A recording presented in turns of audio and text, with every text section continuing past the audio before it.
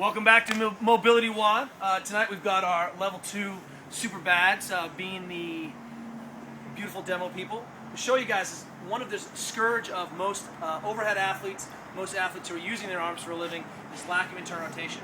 Tanya looks like she can press almost to the ground. You'll notice how much her shoulder comes up. If I actually keep her shoulder in the back of the socket where it belongs, she should be able to internally rotate her fist or her wrist all the way to about 10 degrees to the ground.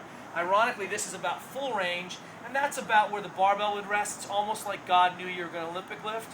You should be able to keep your shoulders back and still have the bar almost to your belly, which is about 10 or 15 degrees. So if I anchor Tanya's shoulder down, internally rotate, she's only missing 100%. So what ends up happening is that to compensate on her pulls, her shoulder comes forward, she predisposes her labrum to a slap tear. This is how people destroy their labrums and tear the rotator cuffs, because they generate so much translational loading. So here's homework number 1. If you can get a partner, Tanya's going to lift her butt up as high as she can. She's going to shove her hands underneath. I am not going to stand over her in a creepy way, but I'm going to go ahead and load the shoulders to the back of the socket. And you'll notice I use spirit fingers here. This is the non-creepy way, right? And I'm going to load Tanya's shoulders to the back. She doesn't have to choke up very far. And then she's going to go ahead and lower her butt down and try to collect 2 minutes at end range. And she's feeling a horrible tearing feeling in the front of her shoulders, right? She's smiling because she wants to be what to wear, not what not to wear. So that's why she's smiling so much, right? So this is homework number 1, okay? And I want to try to collect 2 minutes. If I wasn't here, Tanya, lift your butt up really high, and then she put her hands underneath her back, and as she lowers, you'll notice that she tends to drop into this already kind of loaded forward position, but butt up high, and then really tuck your shoulder blades in and back if you can. Tuck them back as far as you can. Get them there, and then try to hold that position. So it's fine to work on this position by yourself, but certainly it helps if you have a 100-kilo friend who doesn't mind pushing your shoulders into the earth. All right? So that's homework number 1. See if you can stretch this internal rotation. If Tanya feels totally vulnerable, she can contract into her own back, try to push, and then that actually makes it feel less vulnerable. Yeah? Feels better, and that actually helps your brain know where you should be. So this is homework number 1. Homework number 2, we've got the rest of the crew. You go ahead and hand me that thing.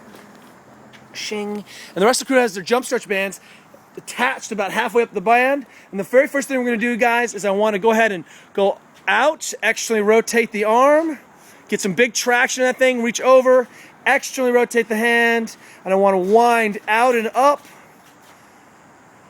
And then once with that hand kind of turned up, we're just going to gently turn away. So try to drop your shoulder down here. Don't have that shoulder up too high. Do you see the difference here? Drop it down.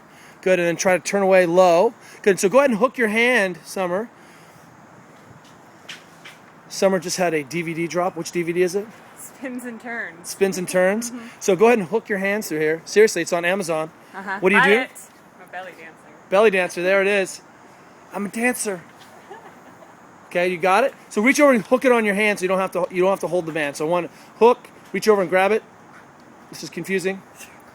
It's okay, there you go. That check, yeah, there it is. And then the hand turns up. That's the external rotation. Then we can pull all the way through, and we feel that connective tissue all the way through. You guys feel that? So let's go ahead and wind that up. Take that thing, a big stretch out. Jump, jump, jump, get a big stretch. Now, if your shoulder is coming up, that's not such a good position, yeah? It feels a little bit weird and vulnerable. Yeah, so what we want to try to do is probably raise this up, the band up, and then have it pulling. Or you can go ahead and go on your knees for me even, so that you're feeling like that's pulling a little bit more. So what I don't want to do is necessarily have the shoulder too high. So I'd like to have this pulling a little bit higher. This is a better position, but instead of being up here, let's go ahead and drop the shoulder down and come. So I'd like to have the shoulder to be roughly the same height as the rest of it. As long as you guys are getting a full pull through here, let's go ahead and camp out. And if you can tie your neck into that stretch somehow, if we can add up, and you can see the instant lines of tension through here on Steve's neck as he winds through up, okay?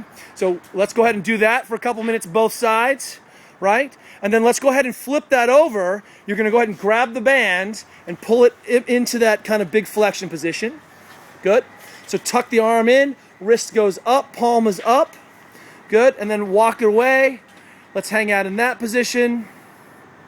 And just opening up flexion. What are we stretching here? Everything that might be limiting this position. So we're just going to go ahead and bias this position, really almost thinking about this as a hyper, super racked position, right? Camping out. And you'll notice that if his elbow is trying to fly out, I'll have him just turn, and then the force direction he's holding on to it. This is not the problem. So remember, we want to hook over, reach over, grab the band, and then turn it up. Yep. Good. Steve's in a good position. There you go. And we're always reinforcing not being broken here, right? Pulling that in tight. Arm up. Good. Nice job. Nice position, crew. All right, now last one is let's go ahead and pull across the body. So turn the palm up and pull across your body. So you're just going to grab it and pull it across and let that arm come all the way across. And you're going to imagine ripping your shoulder blade off your body. So go ahead and pull back. Good. And then you just turn the wrist up. And just, you can bend over the arm a little bit, but you're just feeling that the scapula is getting ripped off the back here. We're going to go ahead and basically try. Someone described the rhomboids and traps as basically the glutes of the upper back, and I like that analogy. It's nice, huh? Is that basically we need to use the glutes, in this case very long-toned glutes, right? Not big bulky glutes, mind you. And that's the piece that's stretching and activating and pulling that shoulder blade tight, and then we're just going to try to take some big breaths into here. Make sense? Good. That's homework tonight. Get yourselves unglued, crew. Got anything to say to the kids in Afghanistan? No? All right. We'll see you guys tomorrow.